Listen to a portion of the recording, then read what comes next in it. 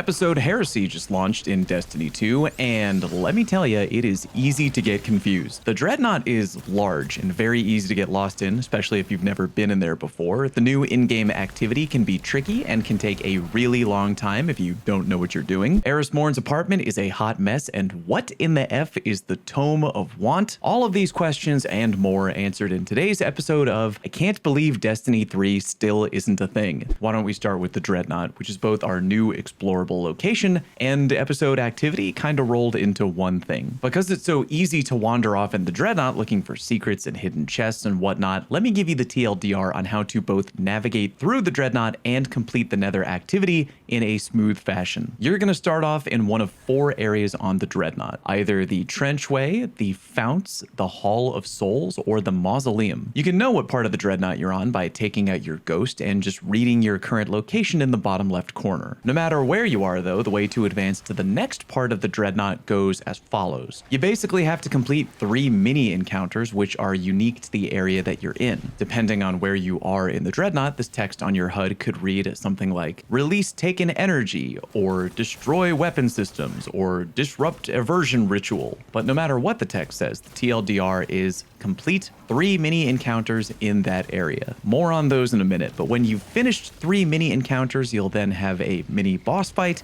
unique to that area, and when that boss of the area is dead, you can look around for a previously blocked doorway or nearby portal that will now be open, and you'll be able to go into a spooky Ascendant Plane looking area, and then through another portal, and bam, you're in a new area of the Dreadnaught. Now rinse and repeat. When you've eventually cleared 3 different areas of the Dreadnaught, aka you've finished 3 mini boss fights, congratulations, you have officially cleared a full run of the Nether activity. Here's a helpful tip. If you're ever at a point where you just don't know where the next mini encounter is in your area, just whip out your ghost and look for this, a symbol of a star. That is the symbol of any nearby mini encounter. Sometimes when you get to a mini encounter area, you might not know what to do right away. You'll learn in time though. For example, one area I went to had no real indicator of what to do to, quote, release the taken energy, but we eventually found we could progress the encounter by shooting and breaking all the little orange hive pimples in the area. Here's a few other random examples of mini encounters to help give you a better idea of the kind of stuff you'll be doing. Run around shooting and breaking a bunch of floating targets, as well as killing every enemy in the room. Grab a bunch of floating hive relics in the area and dunk them into a nearby dunking area while getting shot at and trying to not die. Shoot and break even more orange hive pimples in a crowded hallway, which will then de-shield big glowing pimples, which you then shoot and break. Again, if you're lost, just open your ghost, look for the star, and head to that area. Why don't we talk real quick about how health regen works, or maybe doesn't work, in the Dreadnaught. It is not a glitch, it is done by Bungie's design. Apparently they wanted health to be treated like some kind of a resource to be managed in the Dreadnaught, maybe make things a bit more challenging. In short though, you have a lot more health by default, plus 200% to be exact, but you can't regenerate your health normally after you've taken damage. You have to pick up small glowing healing orbs, which you can get from killing enemies and via other various boons, which I'll talk about shortly. And Bungie really went all in on this, by the way. Even certain healing focused builds that you would expect to work don't work in the Dreadnaught. For example, Warlock healing rifts don't work. Support frame auto rifles don't work. Hell, even Devour doesn't work. Keep that in mind and you will have to plan accordingly. However, and I'm 99% sure this is a glitch that Bungie will probably fix shortly, but at the time of me making today's video, Lumina and Crimson are both able to circumvent the health regen shenanigans. Basically, if you're finding yourself having trouble in the Dreadnaught due to the lack of health regen, whip out that Crimson, you will be a-okay, for the time being anyway. Or if you're a Titan player, just go ahead and use Knockout, which reportedly is also working, because of course it is. By the way, while going through the Nether or just walking around the Dreadnaught, be sure to fit your ghost shell with a Wombo detector mod in column 2. Reason being, the Dreadnaught is littered with chests that will give you sigil shards and seasonal weapons. Some of those weapons might even come with double perk drops, which is kind of wild. But yeah, be sure to enjoy your free loot put on that Wombo detector. Let's talk about boons real quick. Boons are unique buffs that you can find and activate during your Nether runs on the Dreadnaught, and they come in the form of minor boons and major boons. Major boons naturally being a little bit stronger in what they offer you. Minor boons usually drop through little hidden mini games on the Dreadnaught. For example, we found a taken thrall ball who would respawn immediately after exploding. We found out we had to lure him through the Dreadnaught on a certain path, which would then spawn an Acolyte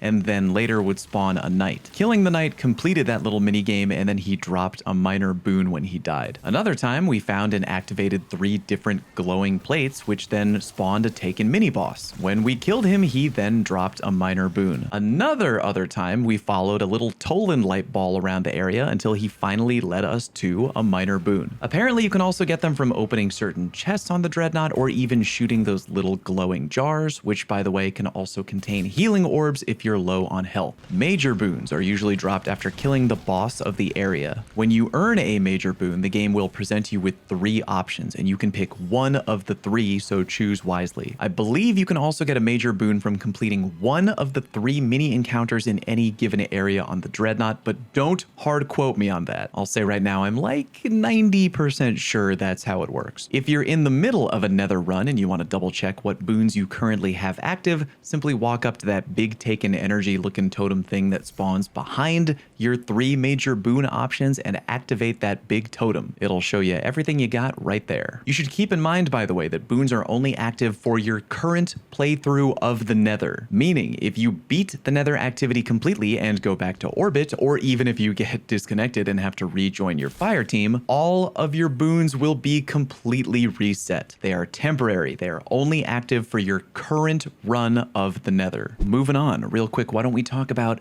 secrets on the Dreadnaught, a topic which is very much still being fleshed out as I work on today's video, but I'll at least fill you in on what we know so far. One thing you can do in the Dreadnaught is find and collect Taken worms. Horrifying implications of Taken worms existing aside, looking for these is kind of fun. Here's a tip for finding them, by the way. Look at your radar while exploring. If you pause the footage right here, you can see that worms will show up on your radar, including arrows, which can help show if they're either above you or below you, wherever you are. So far, I've found 8 of these things. You can track your progress in the episode Heresy Triumph section under the Secrets tab. There are apparently 50 collectibles in total throughout the episode. I kind of doubt those will all be on the Dreadnaught, but either way, stay tuned. Unless I get completely overwhelmed by an upcoming game that may in fact take over my life, and thank God there isn't one of those coming out later this month.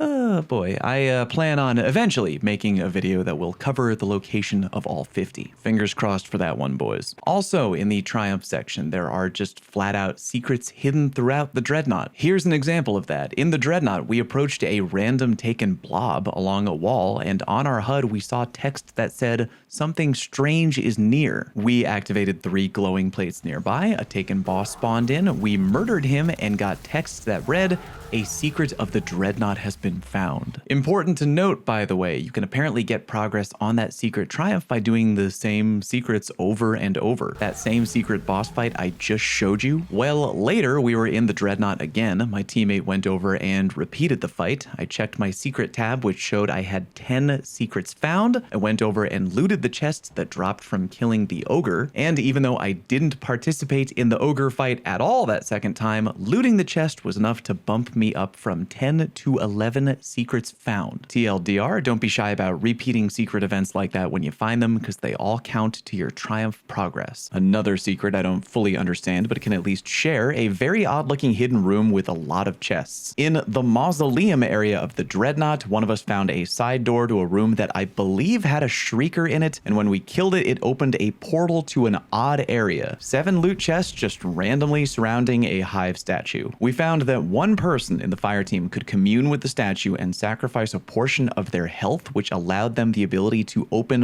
one single loot chest. No one else in the fire team was able to do this. It was limited to one person and one chest. I have no idea if there's supposed to be something really deep tied to this that we don't know about yet, but if we find out, I will let you know. For now, just a random hidden room with extra hidden loot. Check the pinned comment for potential updates about this, or any other potential updates regarding today's video. Eventually, you'll unlock the ability to go into Eris Morn's apartment in the last city, which looks exactly how you thought it would. The weird looking thing in the back corner is the Path of Resolve Shaping Slab. This is essentially your new seasonal vendor for Heresy. You got your reputation rank, your rank rewards, and also 2 unique options, Runic Enhancement and Mysterium. Runic Enhancement will allow you to enhance your capabilities in episode activities, aka running the Nether in the Dreadnaught. Runes can also be bought with Sigil Shards, a new currency that you'll collect while running the Nether activity, and you can carry a maximum of 300. I've got a few runes unlocked right now, but I can only currently equip 1 at a time. If you read right here, your enhancement level will determine the max power of runes that can be slotted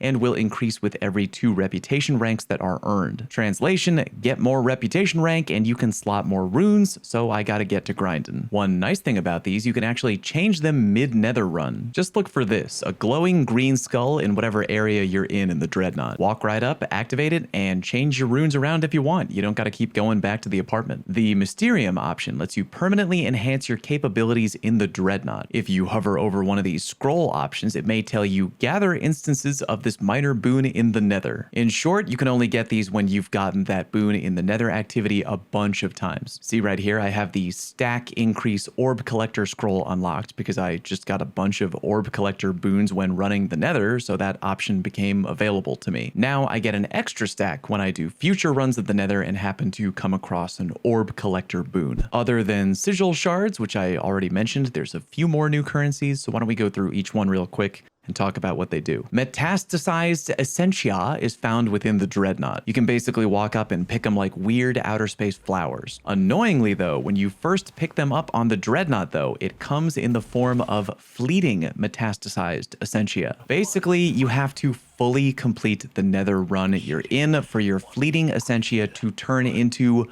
real actual Essentia. If you disconnect or quit out of the activity, the fleeting Essentia will vanish and you won't be able to actually keep it. Again, you need to complete the activity for it to be real. If you end up collecting 10 metastasized Essentia, you can take them to the Taken Altar for additional rewards. The game doesn't do a great job of telling you where that is, but it's a very odd item in Eris Morn's apartment. Dunk your 10 Essentia in and bam, rewards for you. One of the rewards you can get from doing that, by the way, Essence of Desire, another currency we can talk about. You can also get that from some quest completions, but mainly by converting your Essentia in Eris Morn's apartment. Now you can unlock certain chests on the Dreadnaught that can only be opened with Essence of Desire. You can also use Essence of Desire on the Tome of Want, which we'll cover shortly. There are 3 other new currencies you can find, and we actually don't know what they're for yet. Out of 3 available, I've currently found 2, and I know there's 3 because all 3 of them are in light.gg. So far, I've found both the Coalescence of Sorrow and Deep Sky, which I found randomly in chests on the Dreadnaught. What is extra weird about these things are once you obtain them, there's no way to view them, as in they literally can't be found in your inventory